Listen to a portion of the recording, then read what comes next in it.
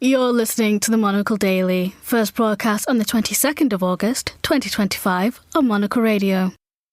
Further pressure on Israel from its traditional allies. The United States sends a singer to the wrong song contest and has Instagram killed student squalor. I'm Andrew Muller. The Monocle Daily starts now.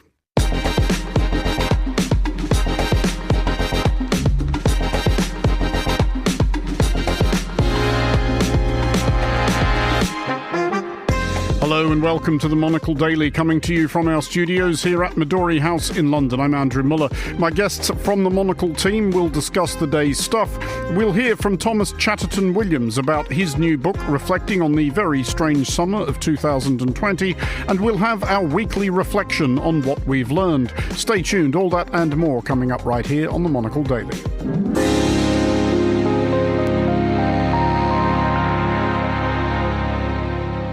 This is the Monocle Daily. I'm Andrew Muller, and I will be joined later by Monocle's Chris Chermak, Fernando Augusto Pacheco, Anita Riota and Grace Charlton. But first, the Media Freedom Coalition, a partnership of countries which take media freedom more or less seriously, have signed a statement urging Israel to permit access to Gaza for foreign journalists. In nearly 2 years of war since Hamas attacked Israel on October 7th, 2023, no independent media have been allowed into Gaza. Such reporting as has come out of Gaza has been done by local Palestinian journalists and at horrendous cost. At least 270 reporters and other media workers have been killed. Well, joining me now is Mina Al-Arabi, editor-in-chief at The National. Mina, first of all, how big a part do we think of Israel's strategy has been keeping press out? Because they've always restricted access to Gaza. You couldn't get in without accreditation from the pertinent Israeli ministry, but why have they been so rugged about it since the war began? It's been one of the biggest frustrations not allowing foreign journalists into Gaza, but it's not the first time. As you said, in ordinary times, journalists are restricted in what movement they can have in Palestinian territories. And also in previous Gaza wars, Israel has really limited any foreign journalists going in. But the length of time that has happened now, 2.5 years, and unfortunately getting close to a 3-year anniversary, not allowing journalists in, frankly, because they want to cast doubt on whatever is being reported from inside of Palestine. I think it's incredibly important to say that Palestinian journalists that work really very, very hard, but also at huge risk to themselves, have done a great job of telling their story to the world. But Israel is counting on many, unfortunately, outlets saying, well, if they're Palestinian, they can't be independent. I don't think that's accurate. British journalists can report on what happens in Britain and the same in the US and so forth. So I think it's important to give due credit to Palestinian journalists, but also to understand that this is an Israeli strategy to try to undermine those within Palestine trying to get their stories out. And frankly, they've also tried to undermine international organizations. So while journalists from abroad have not been allowed in, you have had international actors, importantly the UN. And of course, Israel has also tried to undermine the UN, telling us what's happening horrifically inside of Gaza. I mean, for an organisation like yours, and this is obviously a challenge that has faced every media organisation trying to cover this, how have you been able to work around that? Obviously, by working with those Palestinian reporters you mentioned, but were they people you already knew before this war started? Because beyond that, how easy or hard is it to find people you know to be reliable? So we at The National had a journalist already in Gaza, Naram Mohanna, who continues to report for us. But Naram actually ended up leaving Gaza when the opportunity arose a year ago. We have another journalist, Rakan, who does a great job, and he's still in Gaza. And so we knew them from before, and we're working with them to tell the stories within Gaza. Now, we have, of course, gotten to know new freelancers. There are various methods, I'm sure, for many news outlets that are undertaken to ensure verification, to get references for these journalists. But also, it's been incredible to see how ordinary Palestinians and individuals have been able to get their stories out through social media. And frankly, most of them have held up very well. We have not heard of major cases of, fraud or lies being perpetrated by people themselves getting their stories out there. But for us as an organization, we were lucky that we had our trusted colleagues from before the war and who have continued to work with us. Well, let's look at this letter, which has been published by the Media Freedom Coalition. It's not the first plea that's been made to Israel to send or to allow media organisations to send their own reporters in, but those pleas so far have mostly come from media organisations. This is coming from foreign governments, many of which are usually fairly friendly towards Israel. Do you expect it to have any impact? I mean, nothing else has. Unfortunately, it's unlikely to have any impact, but it's important that the statement is made, just as it was important for media outlets to come out in support of their own colleagues inside of Palestine. We had AFP and the BBC saying that their own journalists have struggled to continue to cover as Palestinians. And now we have this very important statement coming from 27 countries. These are countries that are allied with Israel, traditional allies of Israel, coming out and saying it's important to allow journalists to do their jobs. So I think it's an important stance to take. And history, unfortunately, is being written and will remember the stance of various countries, organizations, and so forth. So for that reason, it's important. But unfortunately, it's highly unlikely to sway Israel. I mean, do you think it is, something that's even imaginable that at any stage Israel ever is again going to allow reasonably unfettered media to operate in Gaza? It's hard to know how things will play out in Gaza, given that Israel is making a move in fully reoccupying and taking territory in Gaza. So whether they will allow at some point journalists to come in, there's been talk about some being allowed to embed with the Israeli military, which again would not allow for unfettered coverage or access. Eventually, one day, there has to be that access, but at what cost and when, it's very, very unclear. The reason I ask is you will be aware, of course, that the Integrated Food Security Phase classification has today called what is taking place in Gaza famine, or at least they believe conditions have been met that justify that description. Yes. Preparations for that offensive in Gaza City are continuing, but do you get any sense that we are anywhere near some sort of end game here? I know this is a question people have been asking for nearly 2 years, as in, where is this all going? There are different dynamics at play. Of course, we've got in September the UN General Assembly. There's expected to be a conference for the Saudi and French states pulling together a coalition to recognize Palestinian statehood and to put real pressure on Israel to come to a political end to this war. In addition to that, there is a huge strain within Israel. There are not only protests of many Israelis who are against this. You see popular opinion is beginning to turn. There's, of course, the continued hostages who are being held in Israel, and their families continue to plead for them to come out. And there is a huge toll on the reservists in the Israeli military, in addition to the economy. So perhaps, if anything changes, is the internal Israeli dynamics that will force the current government to try to come up with a solution that ends this war, as the whole world has been pleading with Israel to do so.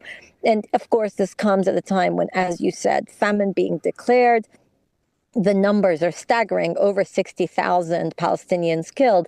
But in addition to that, we've had 185 Palestinian journalists killed and malnutrition threatening over 130,000 children. The numbers are staggering. And yet I don't think that's what, unfortunately, is going to end up leading to the end of the war. It's going to be a political calculation, an internal Israeli pressure building up, in addition to both economic and military restrictions from within Israel. How long can they continue on this war is a question that must be asked. Mina Al-Arabi, Editor-in-Chief at The National, thank you for joining us. You're listening to The Daily.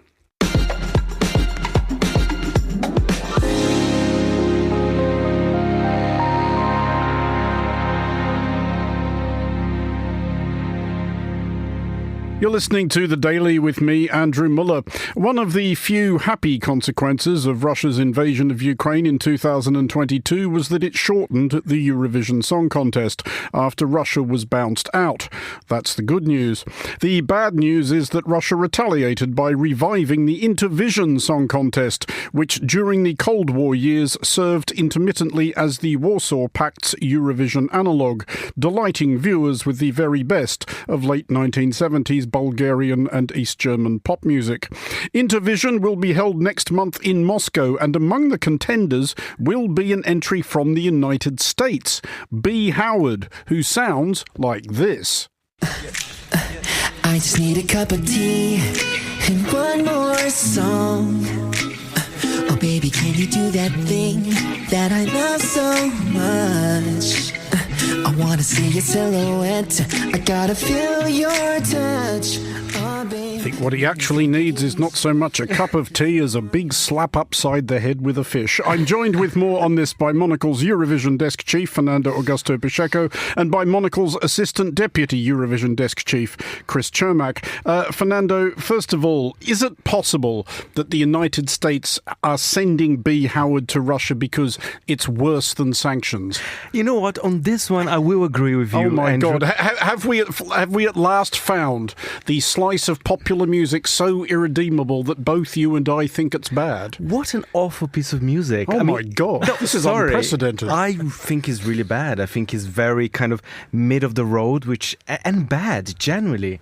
I felt very bad listening to this. Bad generally, and you felt bad listening to it. Yeah. I think he should feel bad for singing it. Chris, do you want to insert a soupçon of controversy here and say you actually quite like it? Yeah, no, and I kind of feel like I need to say that was amazing. I mean, it's just a wonderful song, but no, that's really tough in this case. I did get certain MJ vibes, I'm just going to say, and there's all these conspiracy theories about B. Howard out there which have not been proven. I'm just going to leave it at that. Yes, the conspiracy theories which hold that he is the son of Michael Jackson, at which you can only surmise, Fernando, that talent does not always necessarily descend down the family tree. But perhaps this entry is very fitting for, Intervision, as you rightly mentioned, because you might ask me, Andrew, are you excited for this? That was my next question, Fernando. Are you excited for this? You know what? I'm not. I love a good nation gathering, but I have a problem with Intervision. I think someone in the Russian government said that this event will be free of perversion. What a shame. Then it's not for me. Then it's really not for me then. I'm skipping it this year. So basically, Fernando, is what they're suggesting Russia here is like we're going to do Eurovision without the gay stuff. Without the gay stuff. That's going to be a short program. And to be fair with the Russians, I mean, they were amazing at Eurovision. They had fantastic entries. And I do think the music taste in Russia can be quite camp. They have some interesting electronica movement. But I don't think this will be a very good representation of Russian music in a way. No, I don't think there's going to be anything good about it at all, Chris. Is there a case, Chris, that obviously it's not going to happen because the current US government is the current US government? But should they stop him? Should they should they say in much the same way that the United States stopped its athletes going to Moscow for the Olympic Games in 1980? I mean, it's a good question, but as always with these things, I think also the fact that we're talking about it draws attention to it. Do you want to draw more attention to it? Should we stop talking about it? Should we discuss something else? The Ukrainian Foreign Ministry issued a statement about Intervision as well, basically saying that it would be a puppet for propaganda from Russia. But what I found kind of fascinating was even the sort of Foreign Ministry statement needed to sort of have a whole paragraph explaining what it was in great detail. Intervision 2025 Song Contest will be held in Moscow on September 20th. And I was like, what, is this an advertisement? Like, why are you including all this information? Which goes to your point, I think. Yes, maybe it's better not to draw so much attention that you sort of show all this outrage that an American is going, and then like people in the States are going to start watching it as well. Because, of course, the U.S. does not have anymore its own version, as we should point out. Fernando, you were once excited about the American Song Contest, which lasted a grand total of 1 year. Which, to be fair, after seeing it, I stopped. I was not excited anymore. It just didn't work. The format didn't work in the US. I know other countries are thinking about it, like Canada, for example. But I think, you know what? Eurovision is so European. There's a culture behind. They try to just land in the US And it was quite a bad show, I have to say. I mean, nobody was interested, in California or Arizona competing or something like that. It's a shame. It could have worked, but it didn't. I mean, there are going to be, Fernando, some European countries competing at Intervision. Belarus, who are no longer welcome at Eurovision either, but that predates Russia's invasion of Ukraine. Serbia, continuing to fail to decide entirely which side they're on. They are supposed to be an EU candidate nation. I can't imagine this is going to help. Also up to the gate, we have Cuba, Qatar, Kazakhstan, Kyrgyzstan and Venezuela, among others. I know you've had a bit of a listen to some of these entries. Do any of them excite you? Well, they are certainly better than Bihoud. I mean, I have to say the Belarusian entry, it's very efficient pop. It's by a singer called Nastya Kravchenko. Mm-hmm. It could have been on Eurovision. Ukrainian surname they have there. Exactly. Good point. It's a good song. I don't know her political views, so don't come after me. But it is an efficient pop track. And Madagascar is also in there. And they have a Disney-esque ballad by their singers Denise and DeLong. And the song's called Tiako Hangby. I mean, I kind of wish the Madagascans well. They don't get out much. But did you detect in any of these entries, Fernando, any hint of perversion? No perversion, although I was surprised. I was surprised that the Belarusian singer, it's you can dance to it in a nightclub, so there might be a little perversion in there. Maybe they would have to ban her. And the Cuban one, as always, I have to say this about the Cubans: there's groove in it. I mean, you would be surprised if there wasn't. Exactly. So, and it is a good track by Zulema Iglesias as well. You can kind of dance to it as well. I enjoy it. I feel slightly embarrassed. So for me, it's between Belarus and Cuba. The Russian entry is terrible, by the way. It's a rock ballad by a guy called Shaman, and his pro-war. I mean, we shouldn't mention him. I would nevertheless bet quite confidently on it winning if I can find a bookmaker who'll take my money. Chris, just finally, as well as being Monocle's Assistant Deputy Eurovision Desk Chief, you are also our Austria Desk Chief, which is the other capacity in which you are here because Austria are the next host nation. Will Intervision be causing much discombobulation? No, not necessarily, but I do have the perfect segue for you, Please. Andrew, because the Communist Party of Austria has spoken up about Eurovision. The Communist Party of Austria. Yes, they have. Not quite about what you think, because this has also been the week that it's been decided that Vienna will be the city that hosts Eurovision next year. This has caused no small amount of debate within Innsbruck in particular, which was the other city that was going for it. Personally, I find this sad. Innsbruck would have been an interesting choice. A smaller city showcasing somewhere else in Austria than Vienna, which had it 10 years ago as well in 2015. The Communist Party leader, Pia Tomedi, though, says he is part of, so the Communist Party, I should say, is part of the Innsbruck City Council. Excellent. And they say instead of investing millions in unrealistic major infrastructure projects, the city's leadership should finally focus on the real problems of the people of Innsbruck. This has caused various divides of parties within Innsbruck. I don't know where you would stand, Andrew. Another party called it a poison chalice. Another party, which I think used basically your words, you should add this to your dictionary, the German word Klamauk, which means pointless racket, din, hubbub. These are all words that you love.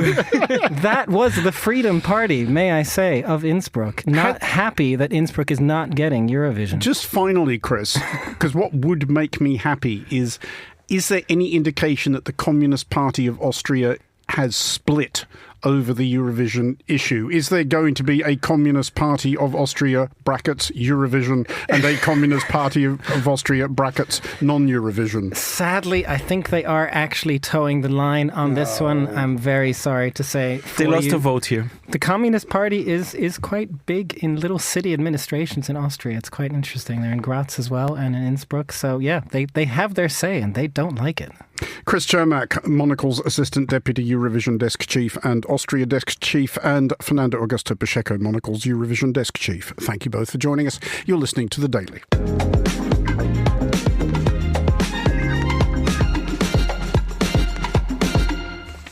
You're You're listening to The Daily with me, Andrew Muller.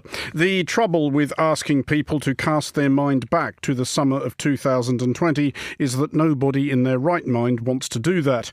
The world was plagued and or confined by a vicious airborne virus. The United States was putting itself, and by extension everyone else, through the most bizarre presidential election campaign since the previous one. And the murder of a man called George Floyd by Minneapolis police ignited global protests against racial injustice and accompanying rancour in the online and offline realms. A new book by Thomas Chatterton Williams attempts to make sense of it all. Summer of Our Discontent, the Age of Certainty and the Demise of Discourse. I spoke to Thomas earlier and I began by asking if it's possible that people didn't go actually as mad as they should have during that time. I like that. Could have been worse. Yes and no. I think that this was really a moment where, on a mass level, we really did lose our minds in so many ways. But you're right, society didn't come to an absolute halt. And actually, there was violence in the United States throughout the summer and even, stretching through the fall and with January 6, 2021. I mean, it was an extremely violent moment in American history, but it could have been a lot more violent. And it wasn't as violent as previous eras that we've also, lived through. So I think that that's the optimistic take, is that, as crazy as things were, actually the society didn't fully come apart. But I think that there were subtle and lasting damages that we're still dealing with now, especially the backlash to the kind of excesses from the left that we're experiencing under the second presidency of Donald Trump.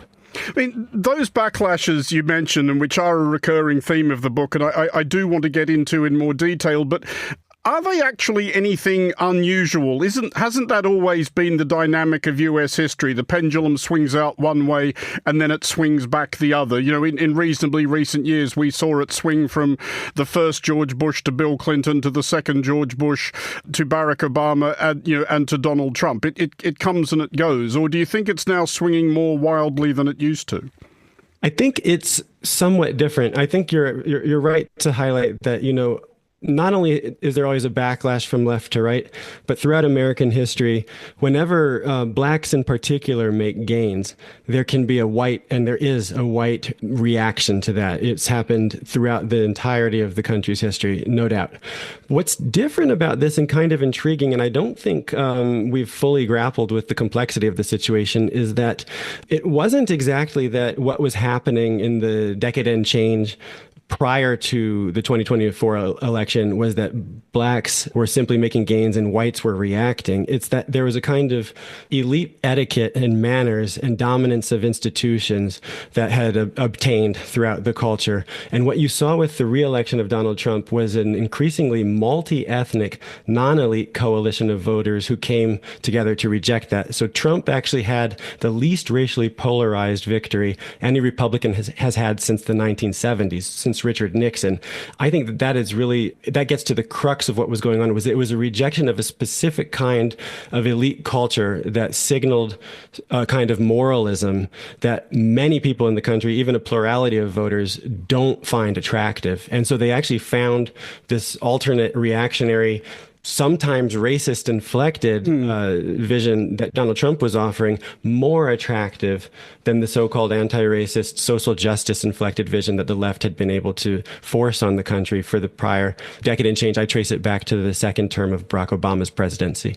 I mean, Barack Obama does loom over your narrative for reasons which are not necessarily, I suspect, entirely his fault. But it's been pointed out, I think, correctly many times that without Barack Obama having been president, without the fact of that, it's very hard for someone like Donald Trump to get elected president shortly afterwards. But when you think back on Obama's presidency, is there anything at all he could have done or said or not said that would have decreased the chances of a nativist backlash, or is this regrettably the price America pays for electing a black man to its highest office? That's a great question. I think that it's really easy to look back and critique, 8 years of the first black president's tenure and to quibble about things he did say or felt he couldn't say, and then say he should have done otherwise. With that said, I think there are a few moments during his presidency when we could imagine another path was taken and that perhaps the culture would have been different because of it. Part of it has to do with race. Part of it has to do, I think, with his treatment of the banks.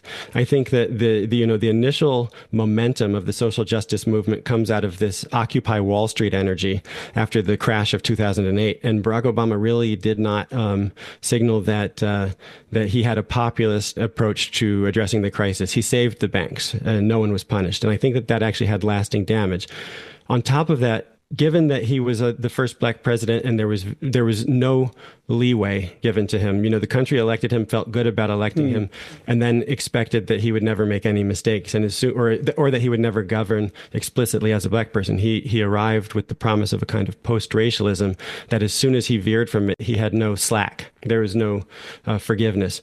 With that said, there were two occasions that I highlight in the book that I think were missteps. The first was when a white police officer arrested my friend and one of the great Black American intellectuals of our time, Henry Louis Gates Jr., on his doorstep near Harvard University. Barack Obama, without having all of the evidence or really knowing anything other than the optics of the situation, he commented on it when a reporter asked him about it, and he said the officer acted stupidly. That immediately began to cost him in the polls. And so he invited Professor Gates and the police officer to the White House for the beer summit that they had, where they would hash out the contentions and they would reach a kind of accommodation. And in fact, what happened was that Gates and Crowley became quite friendly. I think they actually realized that it was a misunderstanding. They liked each other a lot.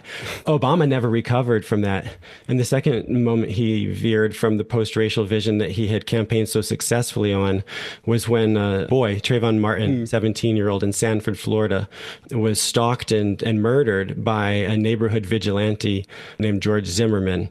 Barack Obama commented on that, and he said, if I had a son, he would look like Trayvon Martin. And that really breaks my heart, because on the one level, I can see what he meant. He was trying to humanize a boy that often in the public imagination could be caricatured as a thug or something like that. And people dehumanize young black males. And he was saying, no, he looks like actually somebody whose parent could be president, in fact.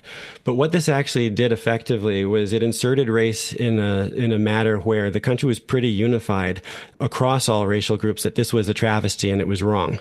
And he immediately injected a kind of divisive racial tension into it. I think if you imagine there was a young white woman who was killed in the past year, Laken Riley in Georgia, by an illegal immigrant. And if Donald Trump would have said, if I had a daughter, she'd look like Laken Riley, we can immediately see how that would alienate parts of the country and feel gratuitously divisive.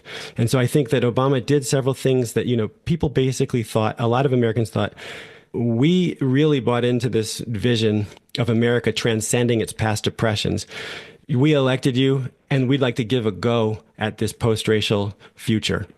And so whenever he brought identity into it, he had a different way of being judged. People thought, I thought the whole point of you being here was that we would no longer have these kinds of conversations. And so in a way, it really, I think he was damned if he did and damned if he didn't. That was Thomas Chatterton Williams speaking to me earlier, and we will have more from Thomas on the Daily next week. For the moment, Summer of Our Discontent, The Age of Certainty and the Demise of Discourse is available now.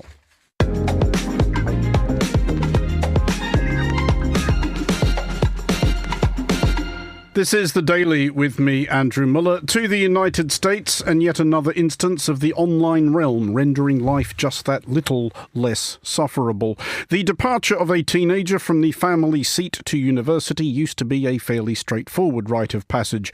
It was generally understood that they would spend 3 or 4 years living in squalor, returning home every 6 months to get their laundry done, and the communications with parents would be otherwise restricted to the minimum necessary to get a check out of them.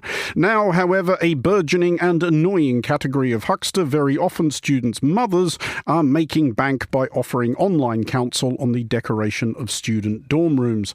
I'm joined with more on this by Monocle producer Anita Ryota and Monocle's associate editor for design and fashion, Grace Charlton. Grace, first of all, to a question of design, what happened to just putting up a poster of Beatrice Dahl or Che Guevara? It's not enough. We are stepping it up. It needs to be better. It needs to be Instagrammable. It needs to be the kids want to boast about their rooms. Actually, not even the kids' mothers want to boast about this. I rather suspect is the crux of it, because this is a period in a human being's life, i.e. approximately between 18 and, let's say, 24, 25, where basically their lives are indistinguishable from those of barnyard animals. Yeah, pretty much. I mean, not really, not anymore. I think it's interesting because it signals sort of mothers or fathers, I don't know, perhaps the fathers as well, becoming more and more helicoptery with time. I don't know, perhaps it's that. I was reading an article on the New York Times by Rachel Wharton, and apparently this industry of back-to-school supplies is worth about $88.8 billion.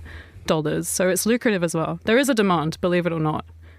It's baffling to me, Anita. I'm recalling my own, admittedly very brief experience as a student, but it was more along the lines of, after a certain amount of my parents kind of, tapping on their watches and making gestures with their eyes towards the front door, I moved into a house with a bunch of my friends. When I asked my parents what I was expected to do for money, they suggested getting a job, which is what I did.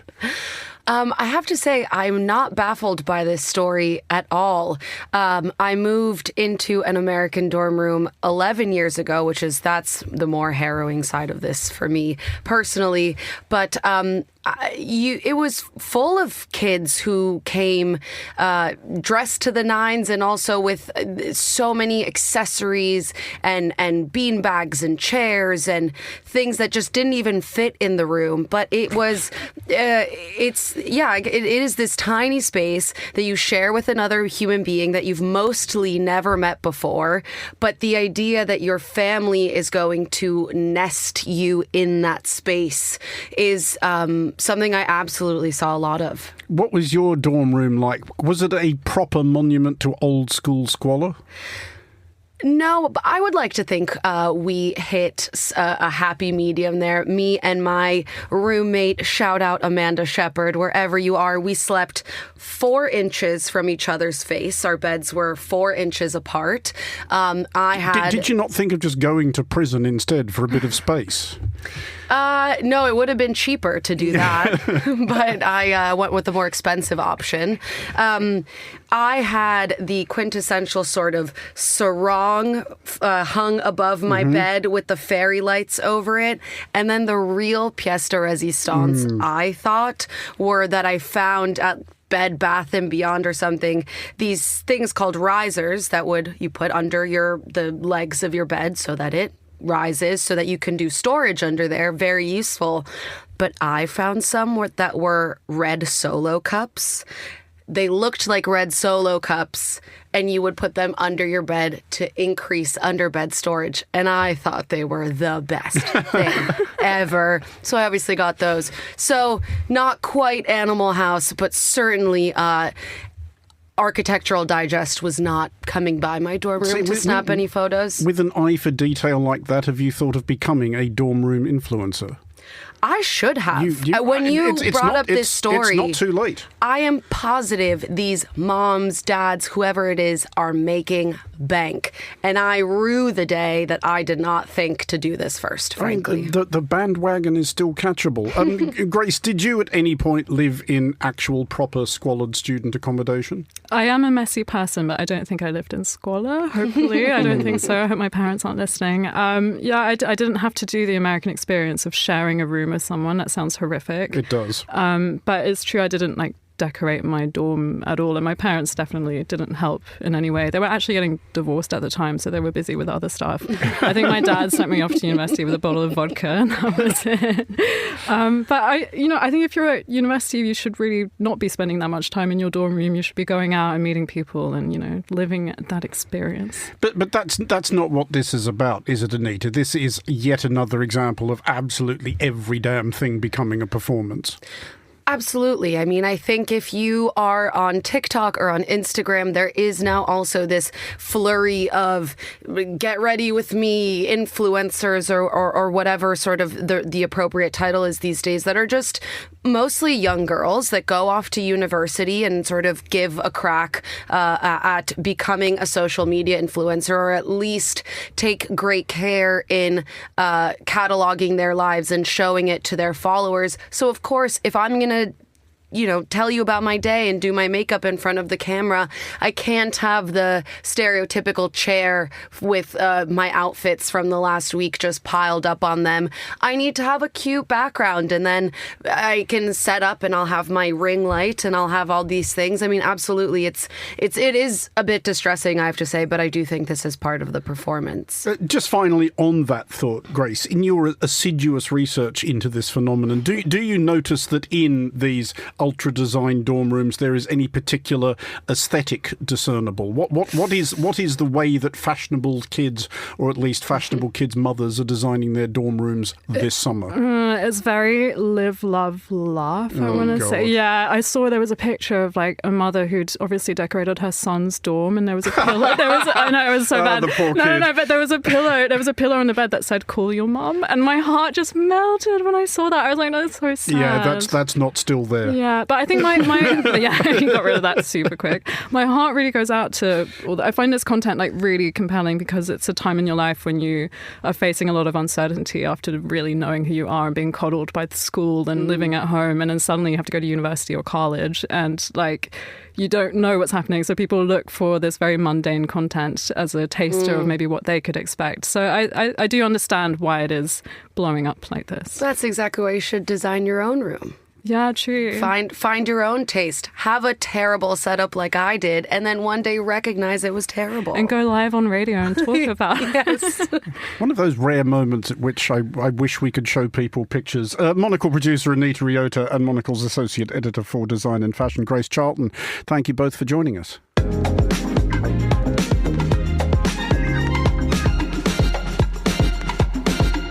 You're listening to The Daily with me, Andrew Muller. Finally, on today's show, our weekly attempt to estimate how much the wiser the last 7 days have left us.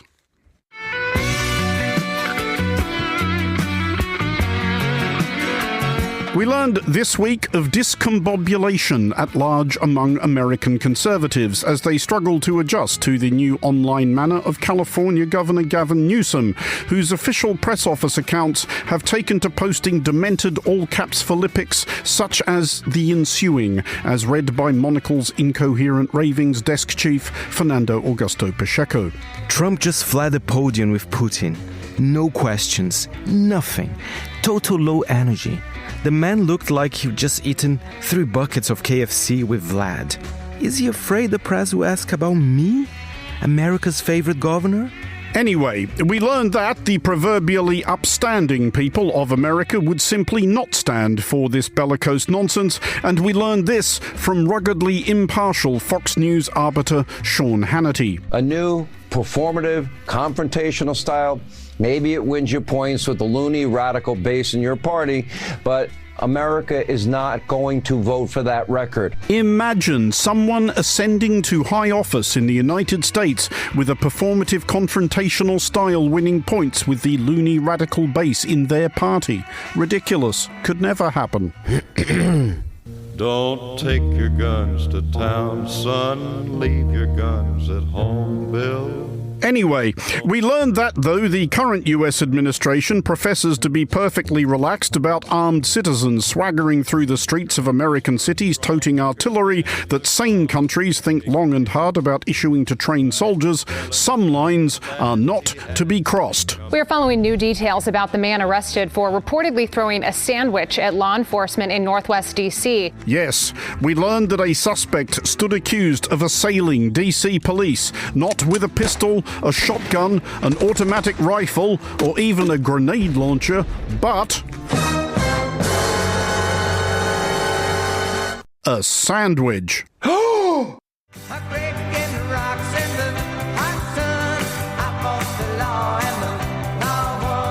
Actually, you remember that clip we did of everyone pretending to be aghast about former MP Will Quince resigning as minister for whatever it was, which we have since repurposed a few times, with someone just saying whatever the thing is over every mention of Will Quince?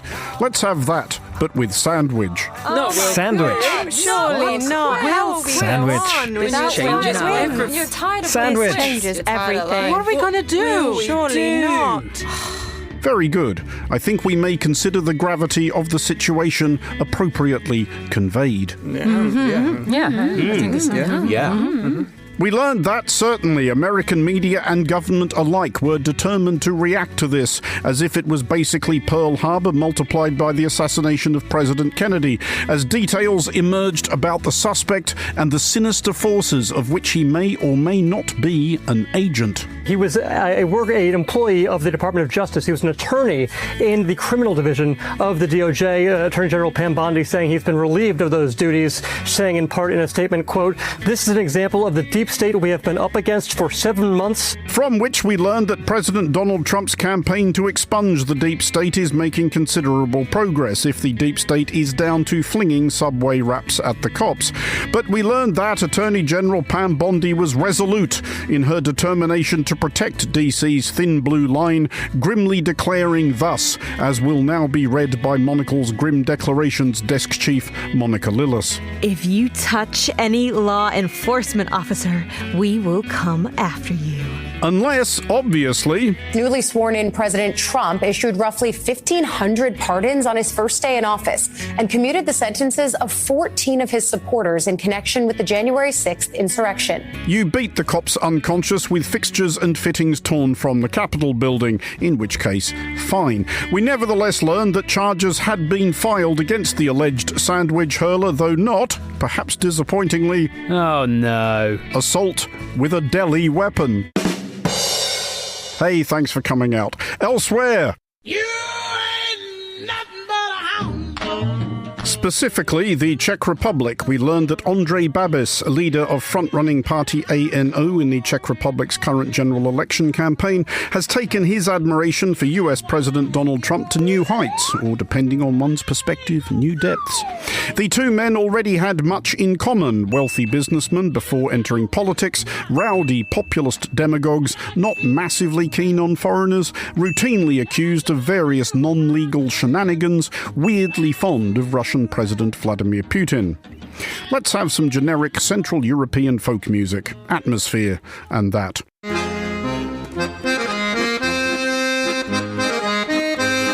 Maybe a bit easier on the accordions? Better. We learned that Trump and Babiš now share the quirk of having a prominent lieutenant with apparently murderous designs upon dogs. The Czech remake of US Homeland Security Secretary Kristi Noem, and by her own account of having once shot a misbehaving family pet, No Dog, am I right, being ANO MP Margita Balashtikova. We learned via leaked recordings that she had not only schemed to destroy her former spouse's business in an expression of jilted fury, and who among us, etc., but had discussed hiring someone to kill her ex-husband's new girlfriend's dog. Well, quite. Our lawyers tell us we have to make it clear that she denies everything. All right, settle down, Lionel. We did learn it is important to note that said pooch is by all accounts, and despite the nefarious designs of said MP, alive and well. And we learned of one key difference between Babiš and Trump, i.e. that Babiš is more concerned about the dog lover vote than his American analogue. We learned that Babiš had not only undertaken a veritable blitz of canine outreach, which left no Czech much safe from a pat on the head from the aspirant Prime Minister, but that Margita Balashtikova had been dropped from the party's candidates list. Yes, she has been hounded from office. Boo. And that's all for this edition of the Monocle Daily. Thanks to all our panellists today: Anita Riota, Grace Charlton, Chris Chermak, and Fernando Augusto Pacheco. Also to Mina Al-Arabi at the top of the show. Today's show was produced by Hassan Anderson and researched by Henry King. Our sound engineer was Flynn Simons. I'm Andrew Muller here in London. The Daily is back at the same time on Monday. Thanks for listening.